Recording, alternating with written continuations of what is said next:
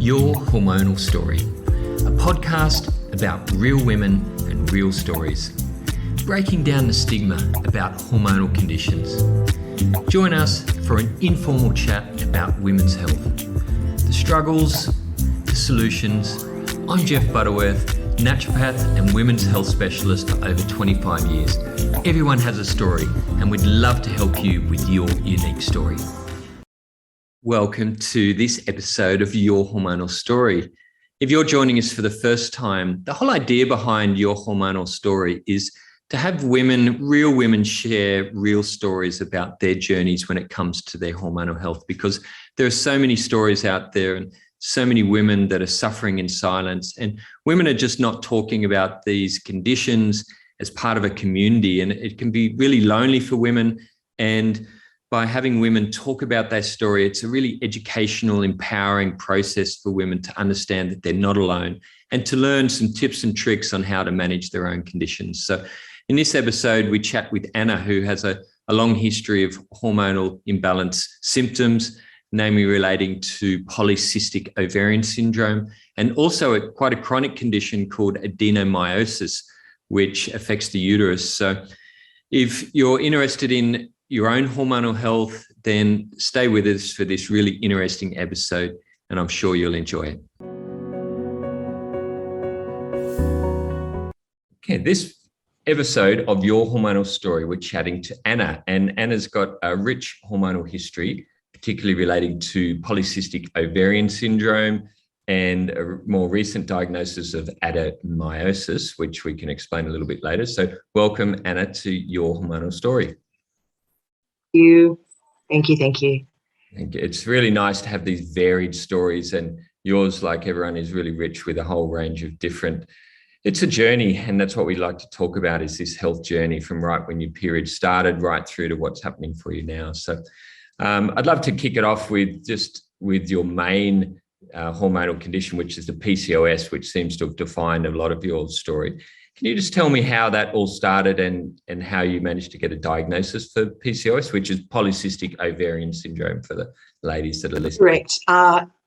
Given that I'm now 44, going on 45 this year, I got my period when I was 10, ripe old age, 5th grade. And I would say by the time I was 13, 14, there were abnormalities then. There was a lot of pain involved. It wasn't just the time of bleeding, it was leading up to, it was following. And technology and doctors weren't then what they are now. So by the time I was 13 or 14, a lot of tests, but nowhere near what's involved these days, blood tests, external ultrasounds, to try and establish why the pain, why the heavy bleeding, why the trauma involved. Maybe it was because I was so young. What were the hormone levels telling them at that point? Even to the point of thinking, or they thought, that it was appendicitis. So 14 or 15, I went into hospital and had the appendix removed, and they did a little bit of exploratory surgery and found cysts on the ovaries. Removed, but it was one of those fun cases where they grew back, or perhaps they weren't all taken. Years later, I'm still finding that I've got several of them. And was put on the pill by 14, 15 also to try and stabilize the pain, have the periods regulated, as is still probably normally the case these days. It's a very quick step to take. It was not pleasant. It's still not pleasant. It's you say a rich history, and I think that's one word to describe it. It's definitely been action-packed. It's never been relieved to this day. 35 years and still going, and still bleeding 28 days like clockwork. It's such a burden to carry through your whole life, but just tell me a little bit about those early days. You're a 10-year-old, 11-year-old, just not even a teenager yet, and all this is starting to happen to your body. How did that make you feel? Has it affected your confidence to this day?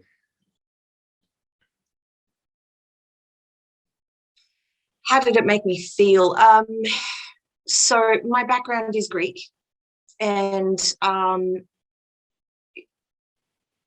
now I would say it's an easier thing to look back at your history and look back at your genes, and it might provide answers. If we could do that with pregnancy and things like that, we could do that with periods, but the women never spoke of these things, never. Mum only gave me the period talk leading up to it when she saw some signs of it arriving. And I think she was just as blindsided as I was, and being the only daughter and again having no clue. Although historically it was really interesting though, because Mum had issues to the point that she had a hysterectomy in her 30s, but due to fibroids. And the grandmothers never spoke of these things. So we were all flying blind. Does it increase my confidence now? Only because I don't hide things, and I'm happy to talk about anything and everything. And you find, such is your community as well, that you learn things from others. You put together your symptoms, your effects, and the beauty of the internet is that you can discover things that resonate without needing a doctor. Finding a good doctor is really hard that can understand these issues. Well, you were quite lucky to get that. It was almost like an accidental diagnosis because of the appendicitis, I suppose they're looking. And it's quite interesting that they removed some of those cysts then, because nowadays it's certainly not a first option, because they know that they often grow back and you can damage the ovaries. But anyway, what I find interesting though is you've got a traditional community, which is the Greek community.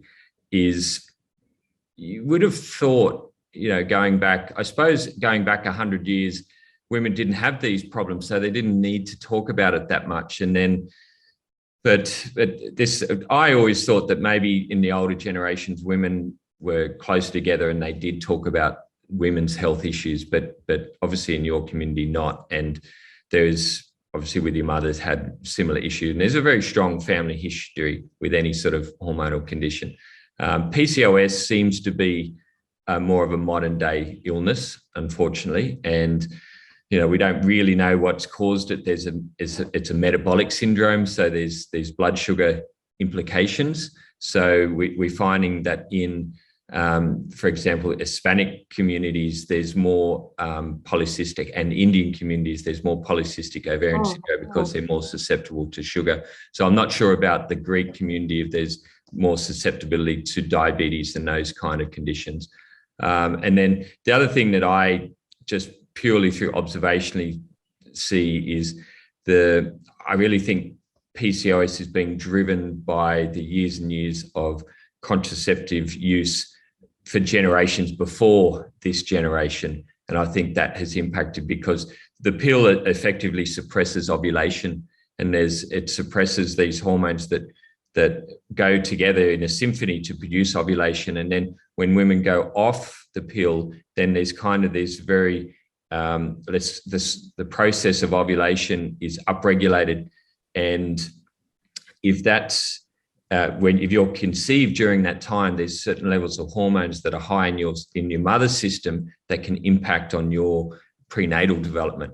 So there's some research going into that as well. So, it only makes sense that these conditions weren't around pre-oral contraceptive pill, and now, 1 in 5 women or more are suffering from it. So, it'd be great to have more research into this. And, when I was a young naturopath starting out, probably a similar time to when you were getting your first periods, is PCOS was around, but it was very, very rare to see. We'd see women with cystic ovaries, but it wasn't that common. But now it's just every second patient is presenting with PCOS symptoms or endometriosis. So something's not right. And I'm sure there's not a lot of research going into the effect of contraceptives on this generation, because hormones are powerful messengers and they can impact on women's genes. But anyway, you've now had to live your life with these hormonal symptoms, and you probably would have had these issues anyway, because obviously your mother did as well. But so it's important to sort of unravel where they came from, and family history is one of them.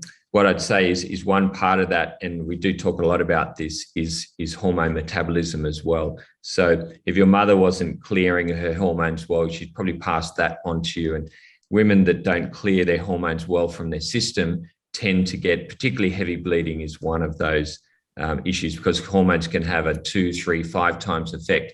If you don't excrete those hormones, your body reabsorbs them, and then those hormones are having like multiple effect on your system. So you're getting this almost over communication from your hormonal system. Wow. And that might make a bit of sense for you, is everything in looking at your history is an excess in a way of hormonal activity. And that causes the heavy periods, the tissue overgrowth, and so forth, the pain. So anyway, enough about me. I want to talk about you. No, you're right. When you say, because it's learning for me as well, when you say excreting hormones, if a woman doesn't do that correctly, properly, constantly, how does one do that? Well, how do we know?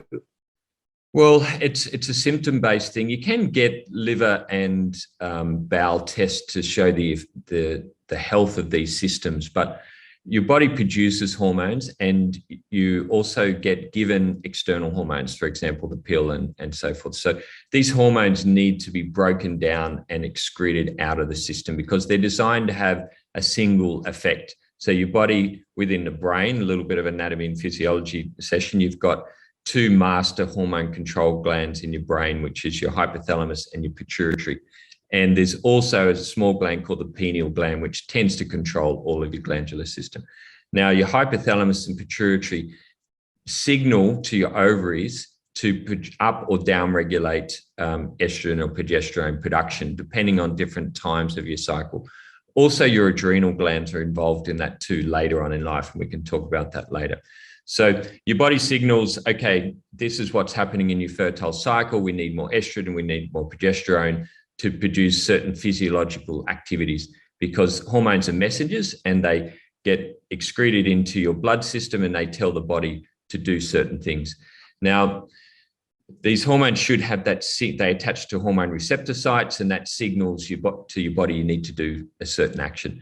Now, when the body then will release that hormone from that hormone receptor site, once it's done its job, it'll pass through the blood system, through the liver, and the liver then should break down or conjugate, we call that hormone, and it'll be broken down and then excreted into your digestive tract, and then your body should eliminate that hormone, right? Now, you imagine if your liver's not conjugating those hormones properly, then, and sometimes converting them, then they then pass into your digestive system, and if your digestive system is not if it's not regular, so a lot of women are borderline constipated, then your body will reabsorb that hormone.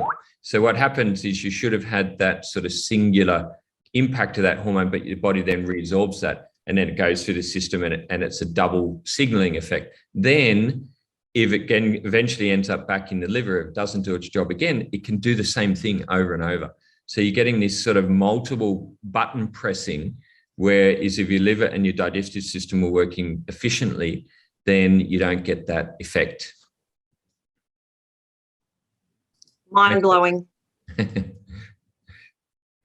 It's not talked about at all, really. We talk about it all the time, but what it kind of leads on to is the importance of diet and lifestyle in that process. So, as an example, alcohol consumption will increase your levels of circulating estrogen by up to 200% within the hours of when you've consumed that alcohol, because the body sees the alcohol as a toxin. So it puts all its resources into metabolizing and breaking down that alcohol. So all the other things that the liver should be processing get put on hold. So if you're drinking regularly, and even large, it doesn't need to be that larger amount while it's dealing with that alcohol, it's sort of pushing all your hormone metabolism to the side. So that can be another cause of poor hormone metabolism excretion. Another thing we see is sugar. So sugar is really, really toxic for the liver, and when it's consumed in larger amounts. So if you're having, I don't know, a cornetto, for example, which has probably got, I don't know, 20 teaspoons of sugar in it, or a can of Coke, or some of these really concentrated sugar sources, the liver has to really deal with that, and it damages the liver. And we see a lot of women, particularly in our communities, that have got fatty liver disease, and they don't drink, never drunk in their life, but they have a sweet tooth.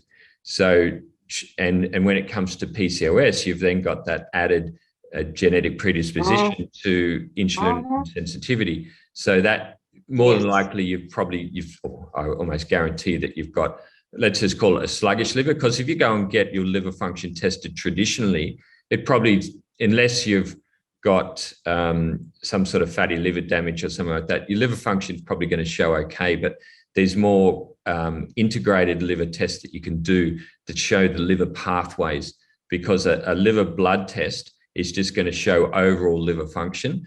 But these more integrated, an integrative doctor or naturopath can order these tests. They look at the pathways, and there's different, the liver, you're taking me right back to my anatomy and physiology now. The liver has 4 primary pathways involved in conjugation, glycination, sulfonation, and methylation, which are 4 pathways that the liver primarily uses to detoxify different things. So hormones particularly associated with conjugation, as I mentioned before, but also methylation. And there's some genetic predispositions that can make you not metabolize those hormones as well too. There's the MTHFR gene, which we're getting really technical now, which 50% of the population actually have, but that reduces your ability to methylate in the liver, and that again reduces that hormone metabolism. So often we focus on trying to regulate hormones with happy hormones and those kind of things, but the other piece to that puzzle is hormone metabolism, and that's where happy greens, green juices, lots of making sure your digestive tract is strong with a healthy microbiome, and eating lots of plant-based fiber, because there's actually bacteria in our gut that is designed to help remove these hormones out of your system.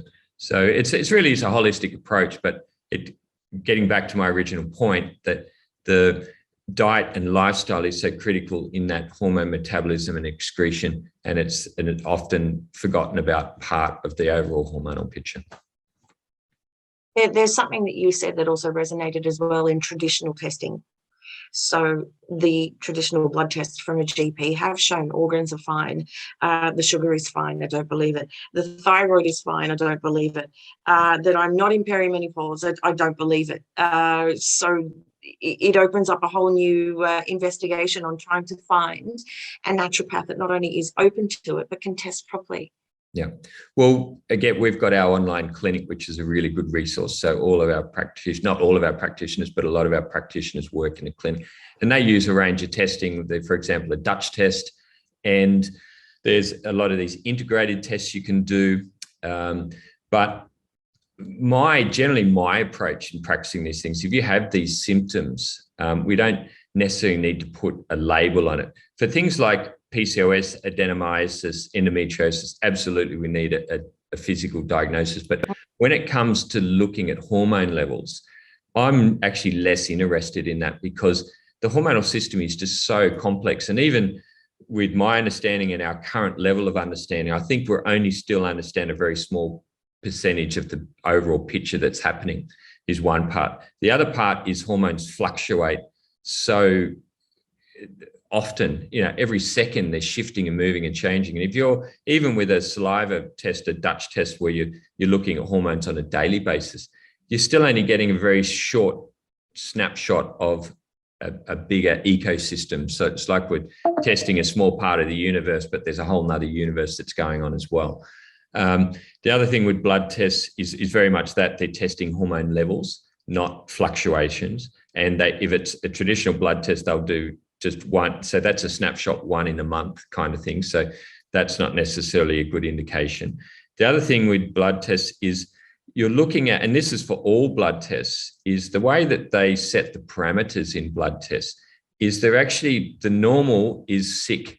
So they're looking at all the data from blood tests, from big numbers of everyone that's had blood tests. And then through statistical analysis, they go, well, this is normal for this population. But the people that are getting blood tests are sick or not that well. So really the normal for blood tests, the parameters as a normal sick, if that makes sense. So you're not looking at a population of healthy people because they're not getting blood tests. So that's not really factored in that much. And then the other aspect is the parameters for often blood tests and thyroid and all these things are quite broad. So you're not looking at, there is a, I used to do this when I was practicing, is you can refine those parameters down to a lot smaller ranges. So you start to see conditions happen before they happen. So, and everyone is slightly different as well. So and they don't do this enough in modern blood pathology, is looking at ratios. So the ratio of estrogen to progesterone, for example, it's not, the levels are not that important. They're important, but it's the ratio and how they interact in the body. So, and everyone has sort of different levels, but the ratios tell a different story. And if you're getting regular blood tests, it's when you see these shifts away from your normal, and that can be diagnostic as well. But going back to your original point, it takes a really good doctor to be working at this level, and it takes time. And the current medical system in Australia, particularly, they don't have time because they're so overgeared, essentially, and because we offer it for pretty much for free in Australia. So a lot of places in the world where you don't have free medical care, and I'm not saying we shouldn't, the demand for GPs is much less because people will go and see integrated medical practice. They'll go and see naturopaths. They'll go and see other people. So we kind of set a rod for our own back in Australia, where we've got this medical system which is overburdened because it's available to everyone. So people are going to the doctor for every little niggle and naggle that happens. So, but that's a different story. So anyway, let's come back to you. It's good we've been able to sort of explain different systems that are going on. And tell me, leading on from that then, with your diet and lifestyle, and I'm assuming you were following a traditional Greek diet when you were growing up, or had you been in Australia long enough that had changed? No, I would say traditionally, predominantly when I was a kid, yes, Mediterranean diet. Okay. But with that came the sugar, though. So it's ticking off things in my brain that I will be thinking about much later after we're done, to try and connect the dots. Yeah. And later in life, have you then, because we know that the Mediterranean diet is a very good diet and it's great for longevity. The sugar is actually not part of the Mediterranean diet. It's part of more of the cultural aspect to it. But yes, sugar is a big no-no when it comes to hormones. But as you have gone on your hormonal journey, have you noticed that what you eat or what you do with your diet and lifestyle impacts on your level of symptoms at all? Very much so. But let me digress a little bit. The insulin resistance to PCOS, or the connection of, actually wasn't told to me until I was in my late 20s, pushing 30, when I was trying to conceive. Had gone off the pill, had gone on and off the pill from the time I was 17, 18. I thought I was an adult and didn't really want to go on it anymore. And the time came to get back on that in my early 20s. Had come off at late 20s to try and have a bub when we were ready. That's another story in itself. That didn't go to plan at all, and fertility drugs were required. Insulin resistance only came up in my late 20s, and so came a low glycemic index diet, which helped.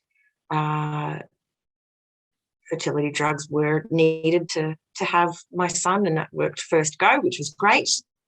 Later on, diet and exercise, after about 3 years after I gave birth, that was the most life-changing decision. I'd lost about 11 kilos, low sugar diet, high protein, as any PT would love you to be on. And I found that the symptoms of PCOS were much better. And I had almost all of them. I was lucky. The excess hair, the weight, how I carried the weight, the skin conditions, oh my God, you name it. They all seemed to calm down. for a while. But yes, that did help. I'm still technically overweight, and I do find that the sugar and the alcohol needs to go in order for the body just to feel better. Yeah, Yeah. it's a tough one too, because and we often hear is, why me?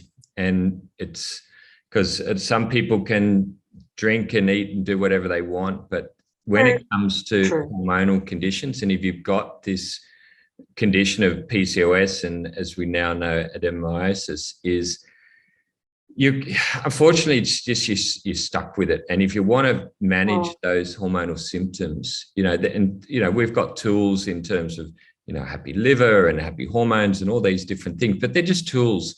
And really, diet and exercise and lifestyle is the crux of any condition. It's a huge factor. It's a huge factor. Having said that, your product as well over the last 2 years, where 3 weeks out of 4, something is happening and something's affecting the daily life and how I feel about myself. It has helped a great deal, but I'll be looking into the happy liver and the happy greens as well. As you said, it's a holistic approach. Yeah. Yeah. And it's that if you can, just taking the principles of the 8-week program that we have, you don't have to do it for 8 weeks. It's just the principles that are in there. Things like the coconut water kefir, for example, that's just loaded with live probiotics. And that's just a really, really important thing. The fermented foods, the more of a plant-based, if you can, making sure you still get enough protein. It's low glycemic by nature. It's anti-inflammatory by nature. So a lot of people look at that program, they go, oh, it's just a healthy diet. It's not. There's a lot of very small, subtle elements in that. And when you plug all those things together, you really, really see big changes. So if you could, get a window of at least for a month following those principles, you'll see that it will make a difference. And then you kind of learn, like you already know that the low glycemic is important, but maybe the factor of having more, for example, slowly building up more legumes, more healthy fats, these things are really important. And more of these live, my tip would be is these live foods, the coconut water kefir, fermented foods are really, really important. And there's a lot of research coming out now around probiotics and the microbiome. And so let me take a step back. Your microbiome is all these beneficial bacteria that live in our digestive system. And we know there's a lot of them help to metabolize hormones.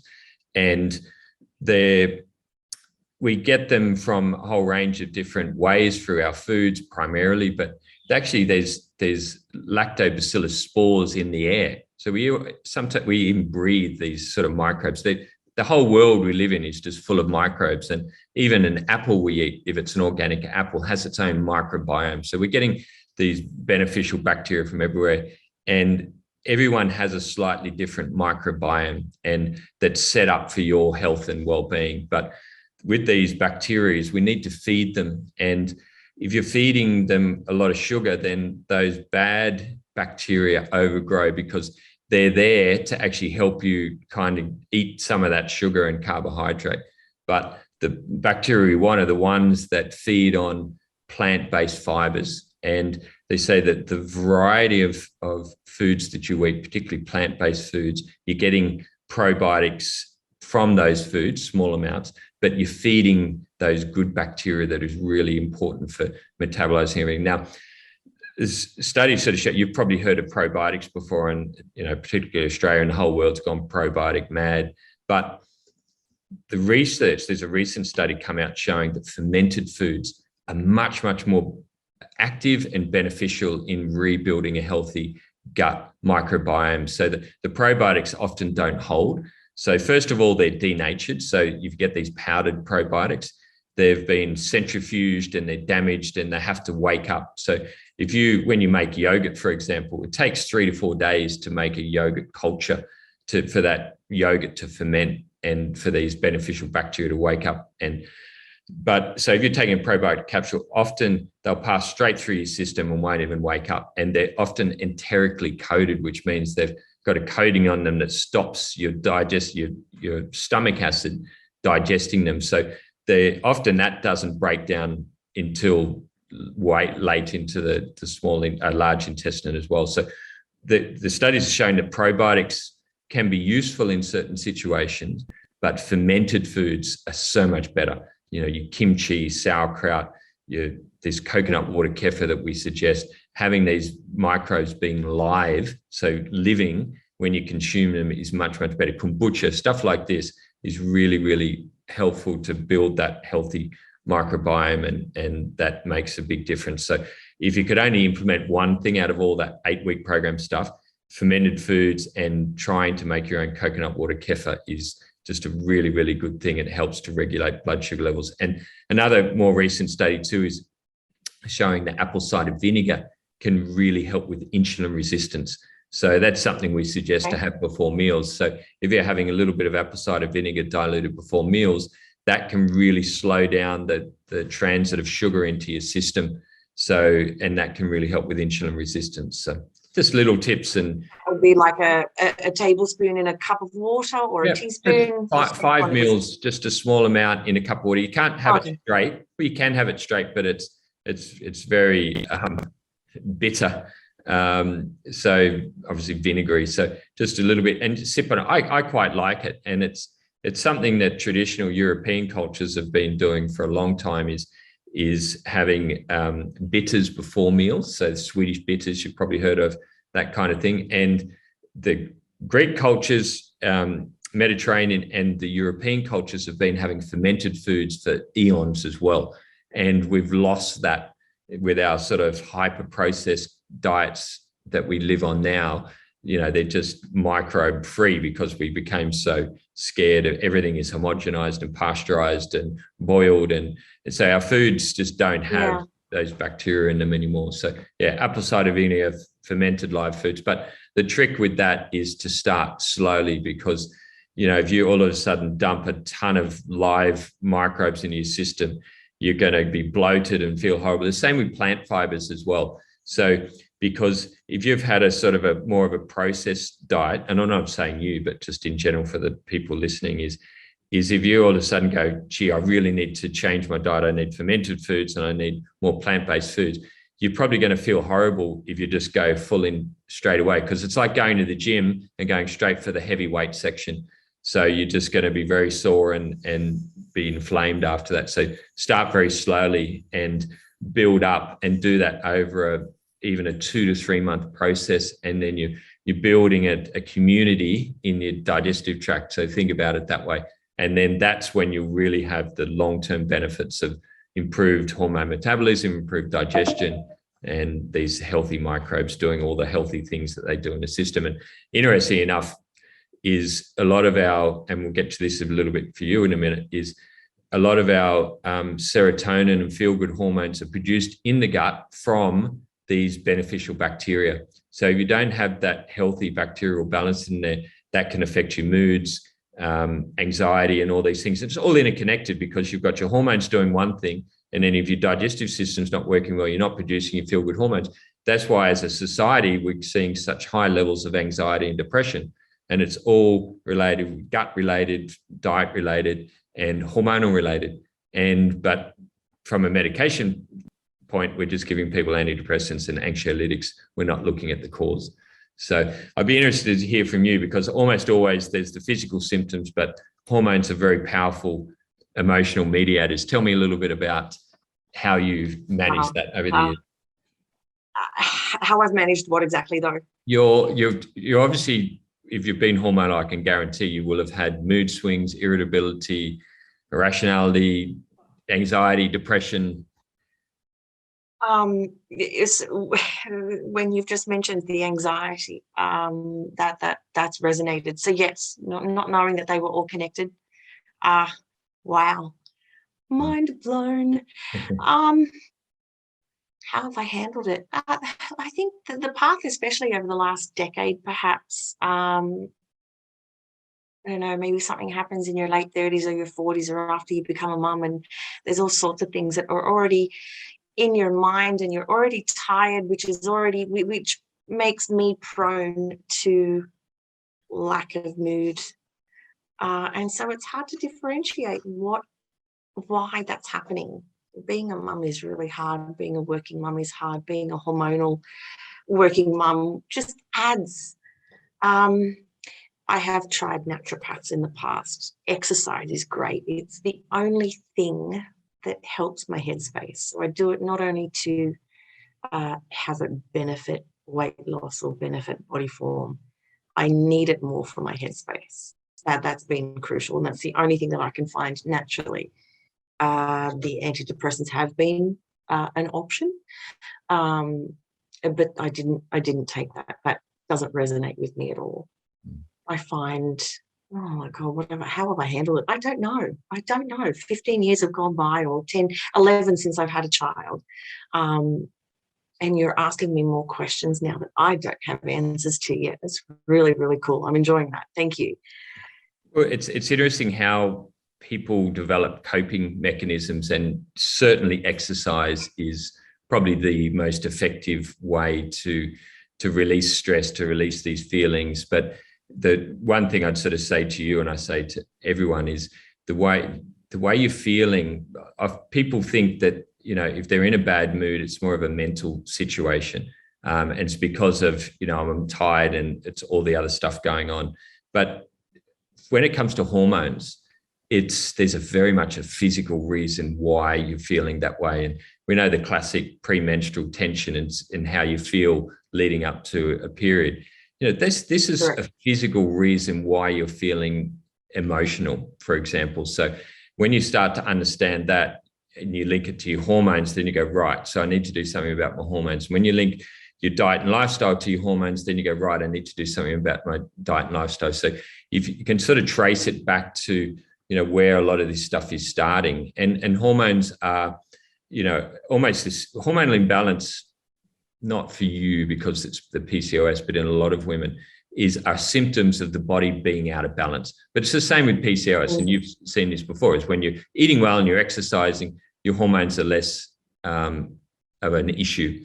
So if you can, when it comes to these mental, emotional symptoms of hormonal imbalances, is developing these coping mechanisms, exercise, walking on the beach, reading a book, whatever it may be. But sometimes that's just, you just can't get out of that headspace because the hormones are just so powerful in making you feel this way.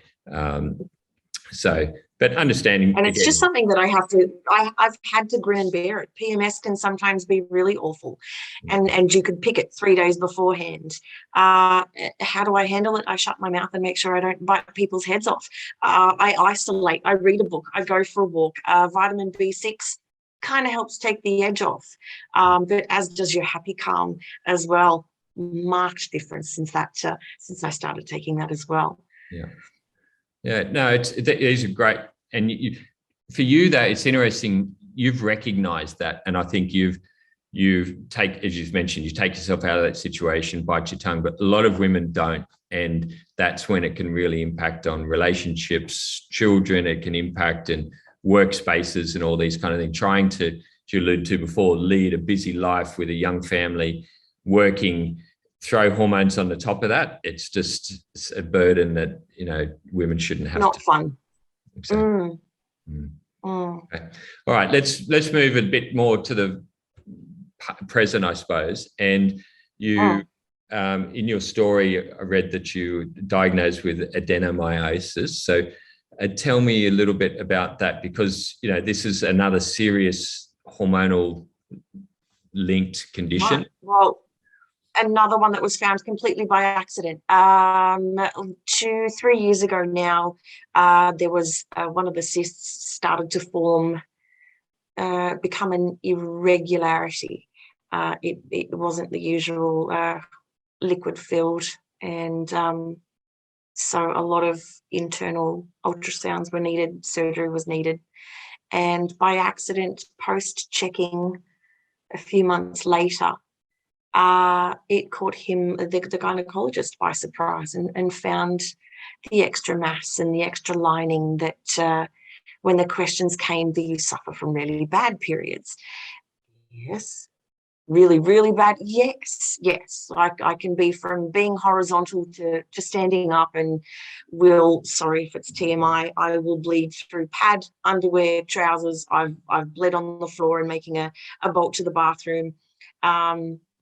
And I just thought it was age. I thought that perhaps my periods were just getting a little bit worse maybe before they got better?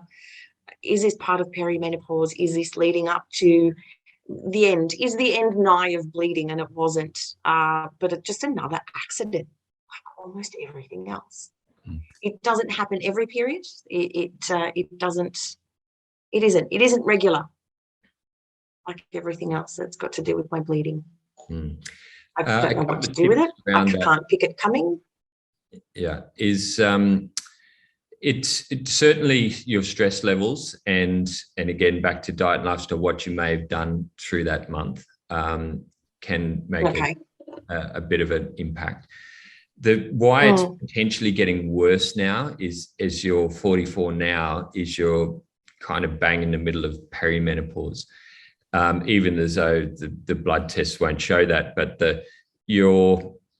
perimenopause generally, it can go for 10 years. So from generally 40 to 50, you're in that perimenopausal bracket. And what your body does naturally in that phase is it starts to reduce progesterone levels.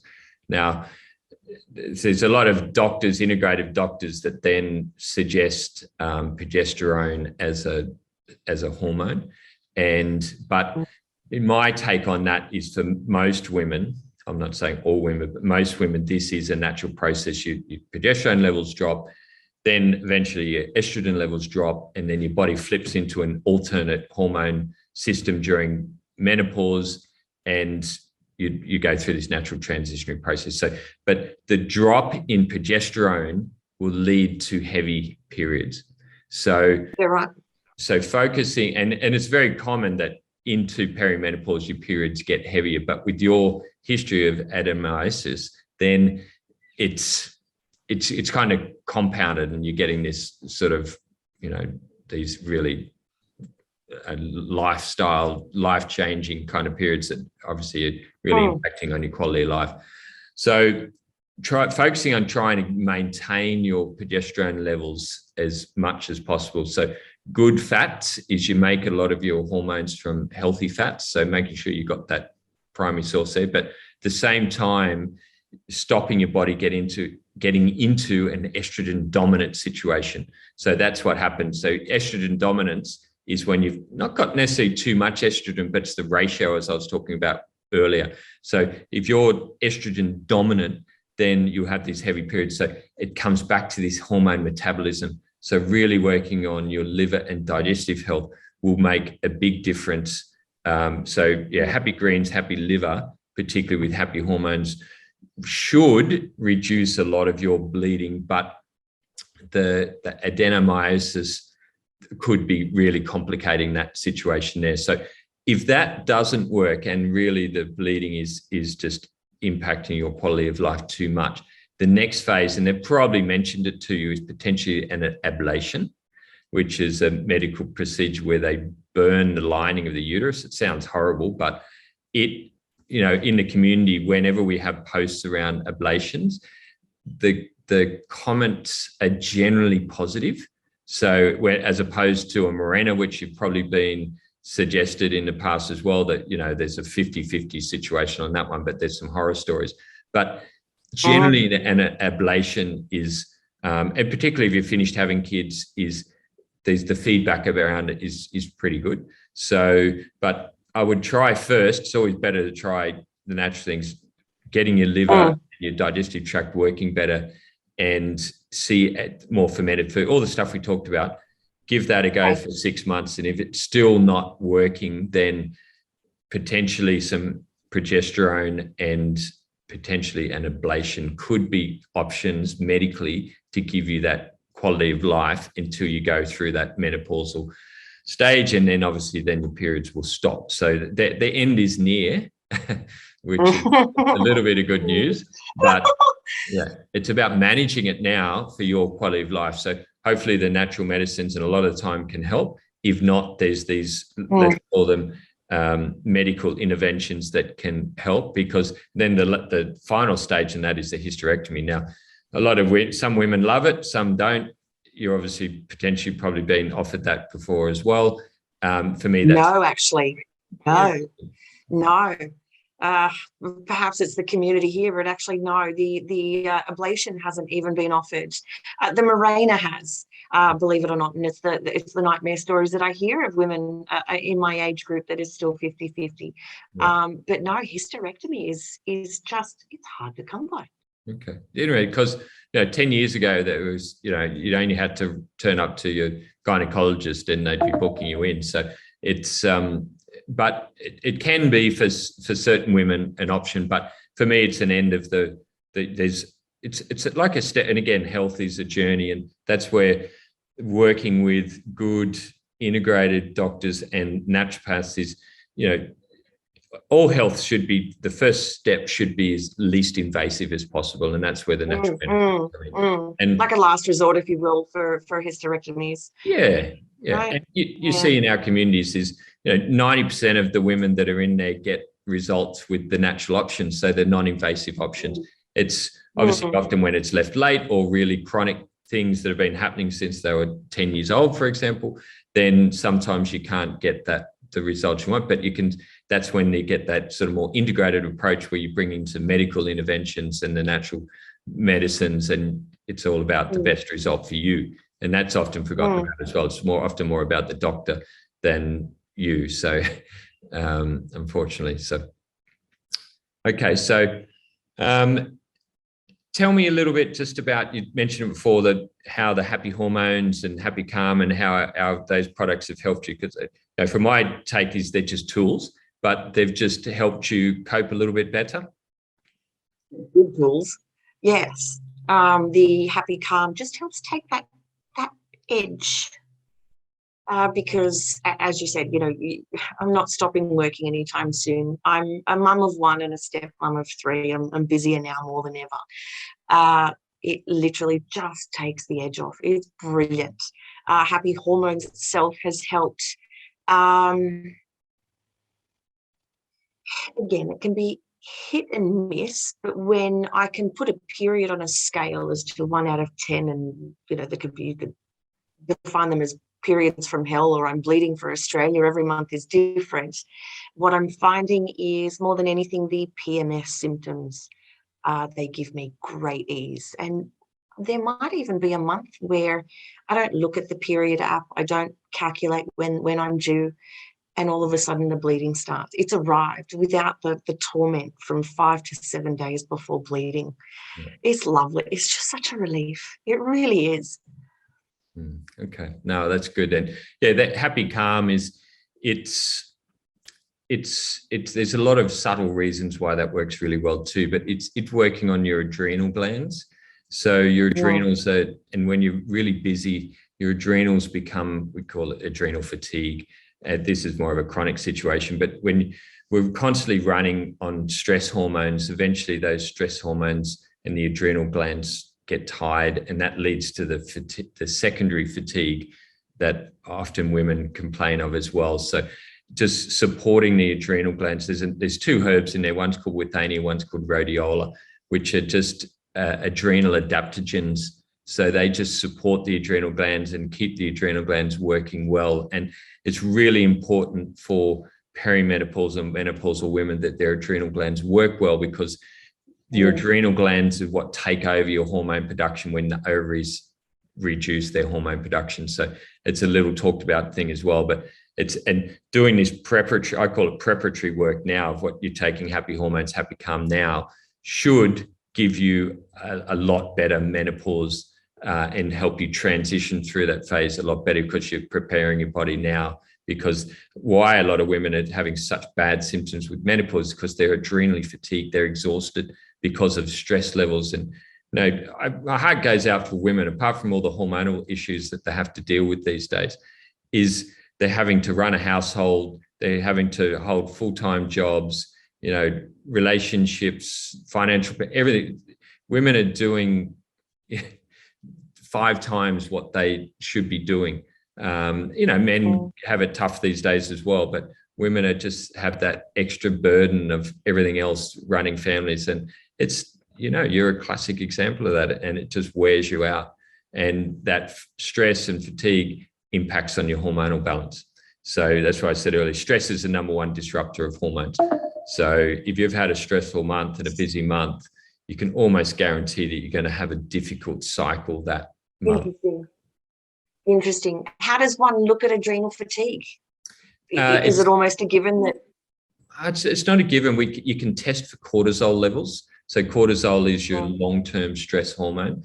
There's certain symptoms that will, from a differential diagnosis as a practitioner, one of them is that being really fatigued in the morning and then not really finding your energy levels until afternoon into the evening, and you tend to be a bit more wired in the evening because it takes your adrenal glands all day to kind of wake up. So that can be a sign of it, or can at later stages just complete flat fatigue. So where the adrenals you just can't get up and get moving. So there's people with a condition called adrenal fatigue, where it's almost like a chronic fatigue syndrome, where their adrenals are just exhausted.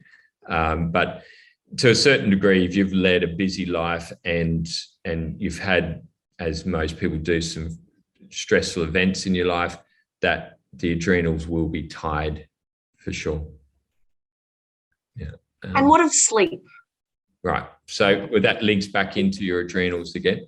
Sleep is, and I've done quite a few podcasts as well on sleep. If you go into Apple Podcasts, whatever, sleep is just really one of the core pillars of health and well-being. And one thing I say is everything I do during my waking hours is geared towards getting a good night's sleep.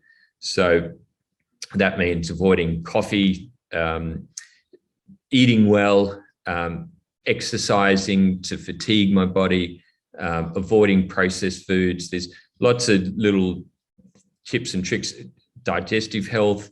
There's all these things we do during the day, set our body up for a good night's sleep. And sleep is symptomatic of your overall health and well-being as well. And if you're not sleeping, it's a sign of stress, adrenal fatigue, liver function. If you're waking up at 3 a.m. fairly regularly, that's often a sign of your liver not working as well as what it should. So, yeah, important. You're not sleeping?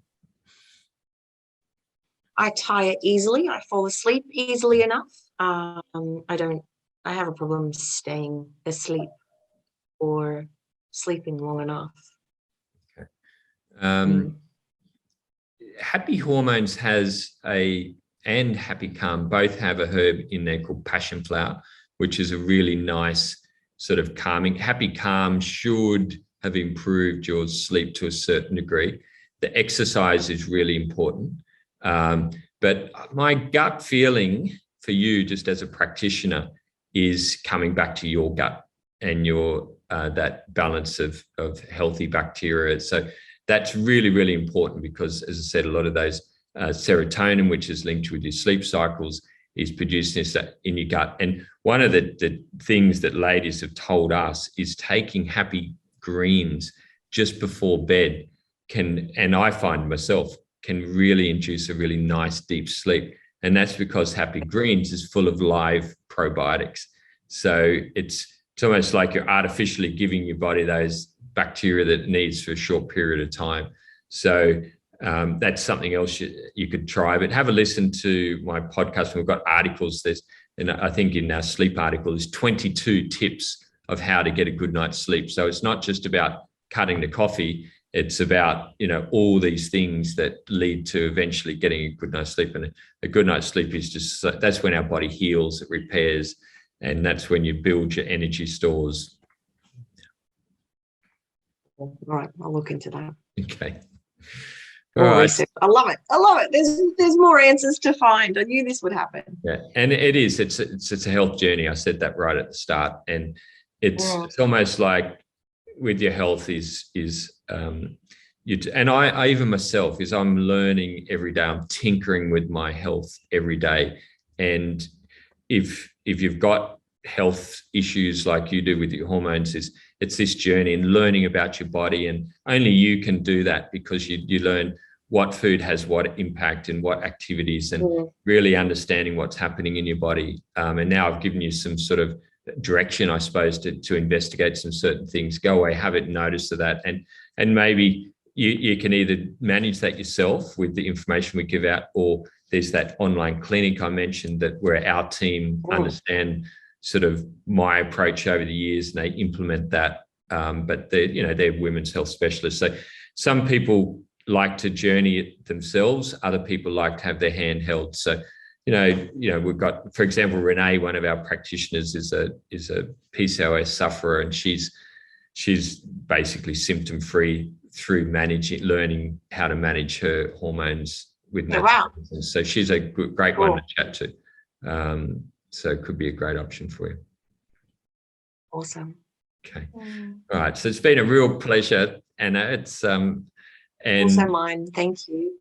I hope you got something out of this. And I've probably talked a lot more than I normally like to. I like to hear about your story, but you seem to be taking a lot away from the tips and bits of advice I've given you there. So apologies. I appreciate that. It's a constant learning. It is. If this can get me through to the next step and survive it a little bit better, then I'm all for it. Yeah, it's all about quality of life at the end of the day, and doing whatever you can with the situation you've been dealt.